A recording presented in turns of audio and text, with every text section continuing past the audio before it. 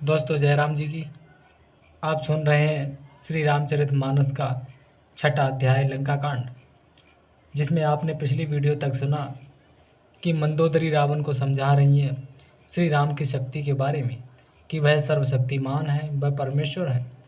उन्होंने तुम्हारा वध करने के लिए धरती पर अवतार लिया है, लेकिन रावण इस बात को नहीं समझता। आज की वीडियो में वहीं से दोहा 16 से आज की कथा शुरू करेंगे, जहाँ से मंदोदरी रावण को समझाती है।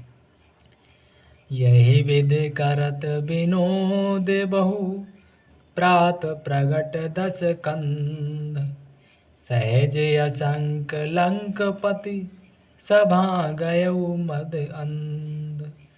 अर्थात इस प्रकार अज्ञानवश बहुत से विनोद करते हुए रावण को सवेरा हो गया। तब स्वभाव से ही निडर और घमंड में अंधा लंकापति रावण अपनी सभा में गया। फूलई फरई ना बेत जदप, सुधा बरसहि जलद, मूर्ख हृदय न चेत जो गुर मिलहि बिरंच सम। यद्यपि बादल अमृत सा जल बरसाते हैं तो भी बेत फूलता फलता नहीं है। इसी प्रकार चाहे ब्रह्मा के समान भी ज्ञानी गुरु क्यों न मिल जाए, तो भी मूर्ख के हृदय में, मूर्ख के मन में ज्ञान नहीं करा सकते। यहाँ प्रात जागे रघुराई, पूछा मत सब सचिव बुलाई, कहूँ बेग का करियो पाई, जामवंत कहे पद सिरुनाई। और यहाँ सुबेल पर्वत पर प्रातःकाल श्री रघुनाथ जी जागे और उन्होंने सब मंत्रियों को बुलाकर सलाह पूछी कि शीघ्र बताइए अब क्या उपाय करना चाहिए। जामवंत ने श्री राम जी के चरण में सिर नवाकर कहा, और जामवंत क्या कहते हैं?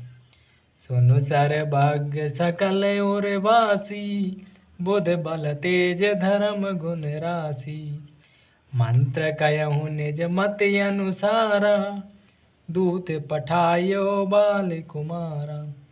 हे सर्वज्ञ, हे अंतर्यामी श्री राम, आप तो सबको जानने वाले हैं।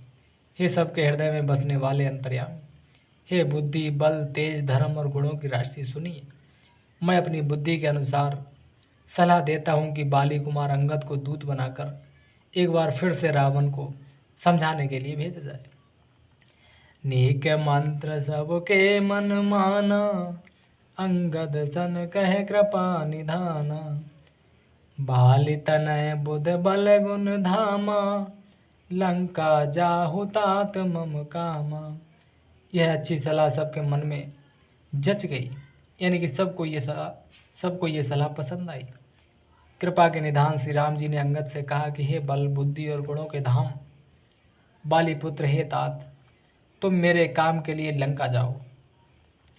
बहुत बोझाई तुम्ही का कहूँ, परम चतुर मैं जानत आयहूँ, काजु हमारे तासो हित होई, रिपुसन करहु बत कही सोई।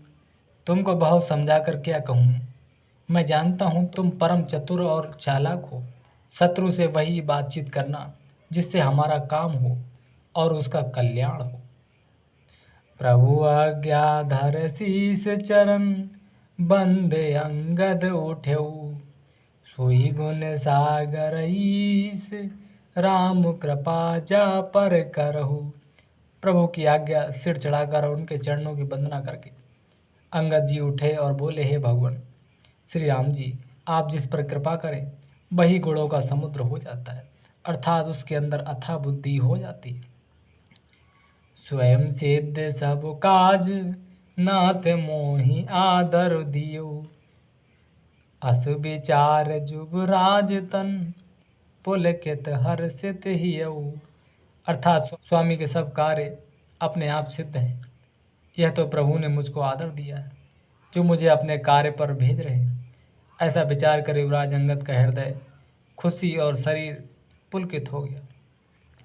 बंद चरण और धर प्रभुताई, अंगद चले समय सिरुनाई, प्रभु प्रताप और सहज असंका, रन बांकुरा बाल सुत बंका।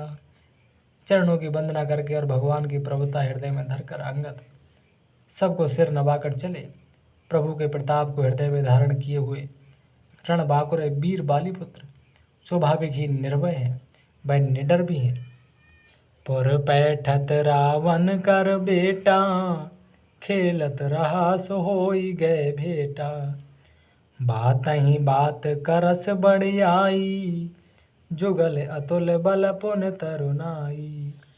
लंका में प्रवेश करते ही रावण के पुत्र से भेंट हो गई, जो वहां खेल रहा था। बातों ही बातों में दोनों में झगड़ा बढ़ गया, क्योंकि दोनों ही अतुलनीय बलवान थे और फिर दोनों की युवावस्था थी। तेहि अंगद कहूँ लाते उठाई, गही पद पट के भूमि भवाई। निश्चर निकर देख भट भारी, जह तय चले न सकहीं पुकारी। उसने अंगद पर लात उठाई। अंगद ने वहीं पैर पकड़कर उसे घुमाकर जमीन पर पटक मारा। राक्षसों के समूह भारी योद्धा देखकर जहां तहां भाग चले। वे डर के मारे पुकार भी न मचा सके। एक एक सन मरम न कहीं, समुझता सुबद चुप कर रही। भयो कोलाहल नगर मझारी, आबा कपिलंका जी जारी। एक दूसरे को मर्म यानी कि असली बात नहीं बतलाते। उस रावण के पुत्र का वध समझकर सब चुप मारकर रह जाते हैं। रावण पुत्र की मृत्यु जानकर और राक्षसों को भय के मारे भागते डरते देखते नगर में कोलाहल मच गया कि जिसने लंका जलाई थी वही बानर फिर आ गया है। अविधों कहा करहीं कर तारा, अति सभीत सब करहीं विचारा। बिन पूछे मगु देहि दिखाई, जहीं बिलोक सोई जाई सुखाई। अब अत्यंत भयभीत होकर विचार करने लगे कि विधाता अब न जाने क्या करेगा। वे बिना पूछे ही अंगद को रावण के दरबार की राह बता देती है कि रावण के दरबार में ऐसे आपको सीधे जाना होगा। जिसे ही वे देखते हैं वही डर के मारे सूख जाता है। गयऊ सभा दरबार तब, सुमिर राम पद कंज। सिंह ठवन इत उत चितवो, धीर वीर बल पुंज। श्री राम जी के चरण कमलों का स्मरण करके अंगद रावण की सभा के द्वार पर गए और वे धीर वीर और बल की राशि अंगद सिंह की यानी कि शेर की सी ऐंठ शान से इधर उधर देखने लगे। तुरत निशाचर एक पठावा, समाचार रावण ही जनावा। सुनत बिहस बोला दस सीसा, आनहु बोले कहाँ कर कीसा। तुरंत ही उन्होंने एक राक्षस को भेजा और रावण को अपने आने का समाचार सूचित किया। सुनते ही रावण हंसकर बोला, बुला लाओ उसको, देखें कहाँ का बंदर आया, क्षमा माफी मांगने आया होगा।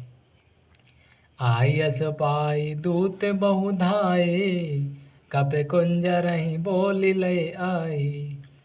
अंगद दीख दसानन बैसे, सहत प्राण का जल गिर जैसे। आज्ञा पाकर बहुत से दूत दौड़े और बानरों में हाथी के समान अंगद को बुला लाए। अंगद ने रावण को ऐसे बैठे हुए देखा जैसे कोई प्राण युक्त सजीव काजल का पहाड़ हो। भुजा बिटप सिर श्रृंग समाना, रोमा बलि लता जनुनाना। मुख नासिका नयन अरुकाना, गिर कंदरा खो अनुमाना। भुजाएं वृक्षों के और सिर पर्वतों के शिखर के समान। रोमावली मानो बहुत सी लताएं। मुंह नाक नेत्र और कान पर्वत की कंदराओं और खोहों के बराबर है रावण के। गयऊ सभा मनु नेक नमूरा, बाल तनयति बल बांकुरा। उठे सभासद कपि कहूँ देखी, रावण उर्भा क्रोध विशेषी। अत्यंत बलवान बांके वीर बालीपुत्र अंगद सभा में गए। वे मन में जरा भी नहीं झिझके।